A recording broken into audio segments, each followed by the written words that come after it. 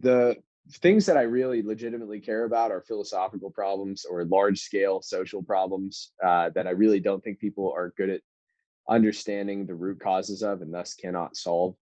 Mhm. So if you look at like what something I'm very passionate about is like social media is so bad for people, right?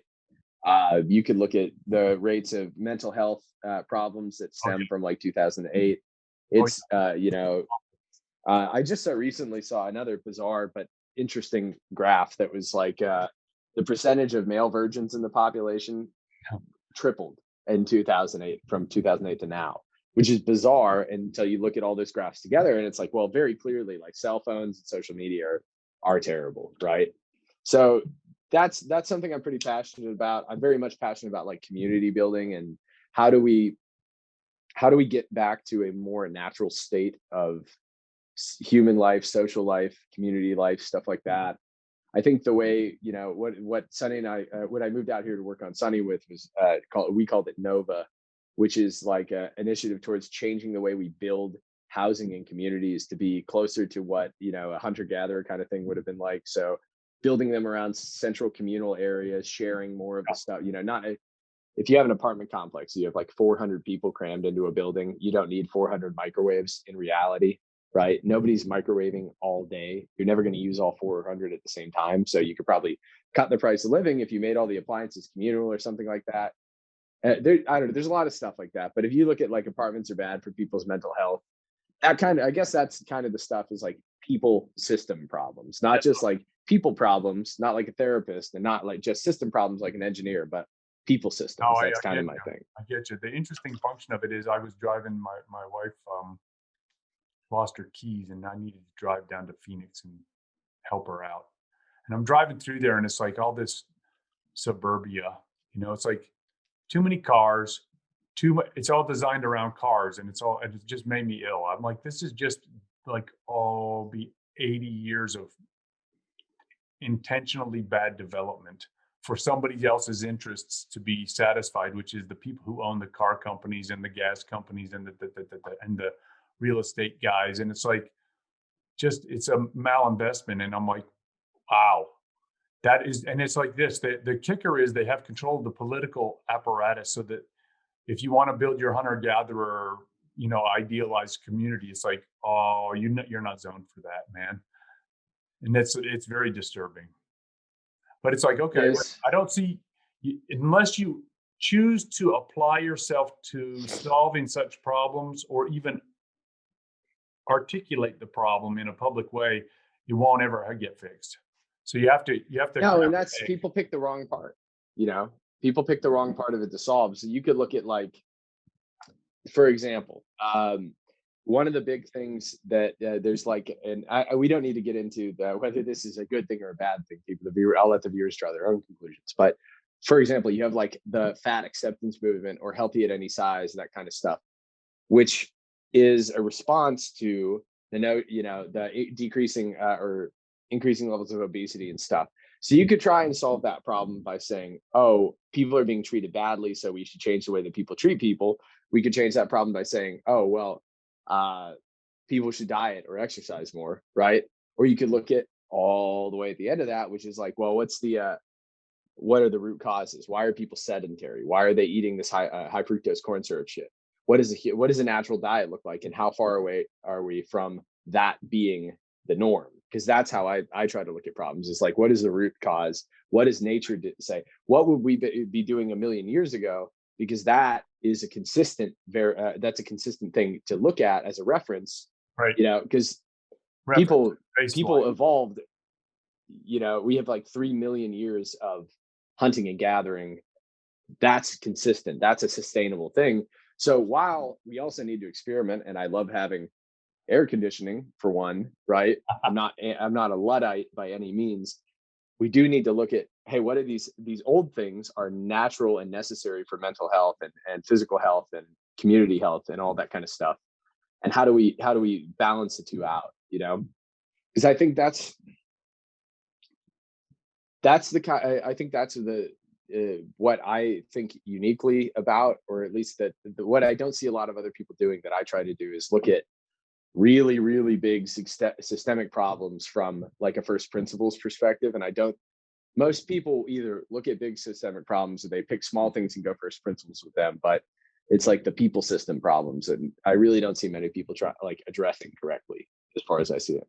It's a difficult one, and it is philosophical angle on it. I think is because it is how do you integrate the microscopic and the macroscopic elements of being a human being all at the same time. It's tough, man. As above, so That's below, right? that's right. One of the things I was talking to James Connors about was I'm trying to develop with him, and he agreed to do it. We haven't started yet. Is to develop linguistic tools to talk about what he calls ecological psychology, which is the it's on a human scale. But I want to make this conversation be scalable across all scales of existence. So from subatomic to cosmic scales, about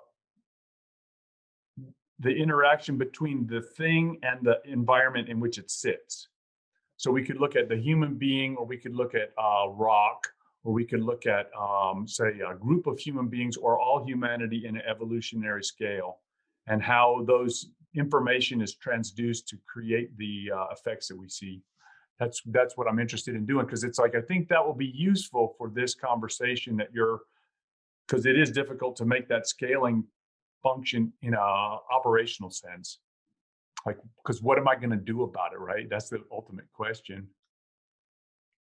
That's something I've been thinking about a lot is if you think, first off, I guess this is one of my central premises that I consider to be somewhat unique in a sense. I guess I don't hear a lot of people talking about this. Is I really don't think it's supposed to be this hard to live in the world. I really don't think it is, which is a bit of a like that's kind of a crazy thought. You think about it How old because right now? How old are you right now?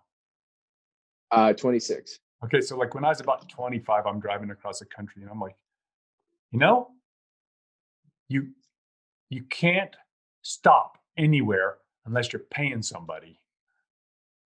It's like, whoa, that's not right.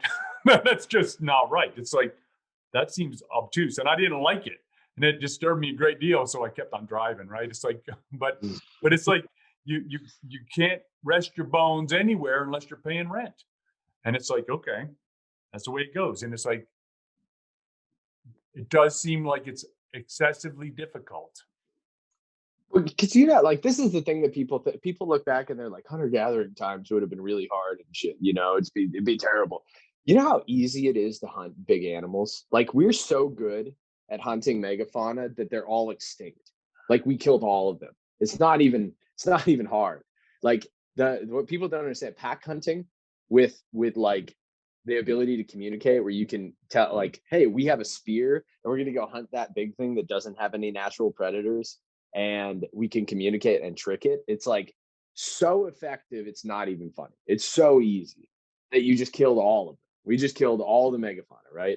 And so they said the average hunter gatherer person worked an average of 3 hours a day, right? And so imagine you go like run around for 3 hours, you stab a big old thing, and then you just get to eat like the best meat in the world. Is this free range, grass fed, grass finished, like bison or like a woolly mammoth. Can you imagine how good woolly mammoth must have tasted? Like this big giant fatty animal. Oh my god. So when you think about that, it's like, okay, so you guys literally just hung out all day. You pretty much just like ate and then made like pottery, or you did some art and danced and played some music or whatever, sang songs. It's like everybody was having a great time, for by and large. The average lifespan was the same. So, other than infant mortality is much higher, but that's like Right. a recent thing that we're starting to solve because of big ass heads. But realistically, you were gonna have an awesome time. You're probably gonna do some mushrooms and talk to the ancestors. It was great, right? Everyone had a great time. We got so far away from that. We think it's progress. If you look at like, transmissible diseases are largely related to like the kind of diseases that we have. so many of them come from farm animals, right? like plagues and stuff. Cow pox, chicken pox, smallpox. And yeah, all these come from like domesticating animals, which is something we didn't have to do when we were hunting the megafauna, but we hunted them too well, right? Which is actually, that's a uniquely human problem, is that we take more than we need. Whereas like a wolf doesn't, wolf's not going to go kill all your sheep. He's going to go kill a sheep and eat your sheep. He's not going to, he's not going to genocide your sheep, right? So it's weird because it's like we're not evolved for this nonsense. It's not, nobody's evolved to get cyberbullied on Instagram, right? It's a novel thing. You're not good at that. And it kills people. It like regular bullying, yeah, you can do it. It's not that bad. Cyberbullying, nope. There's some kind of like dysregulation of like normal empathy stuff that limits how cruel you're going to be. It's way worse. It's dramatically worse. I hope you enjoyed this episode of the Best Medicine Podcast with Bradley H. Werrell, D.O. Don't forget to hit like and subscribe below, either over there or over there. Also, if you're interested in a medical consultation with myself, there's also information below.